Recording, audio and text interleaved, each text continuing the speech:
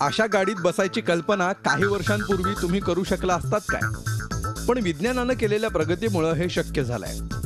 चालकरहित आणि स्वयंचलित असणाऱ्या या कारची चाचणी सिंगापूरमध्ये यशस्वी झाली आहे. या गाडीची कमाल वेगमर्यादा आहे ताशी 24 किलोमीटर. या गाडीत समोरचे ऑब्जेक्ट्स ओळखणारे सेन्सर्स बसवण्यात आले. त्यामुळे या गाडीच्या समोर कुणी आलं तर गाडीला आपोआप ब्रेक्स लागतात. गाडीच्या मार्गाचा नकाशा असलेले सिलेंडर्स यात बसवण्यात आले. मार्ग बदलणं, वेग नियंत्रित करणं यासारखी सगळी कामं हे सिलेंडर करतं.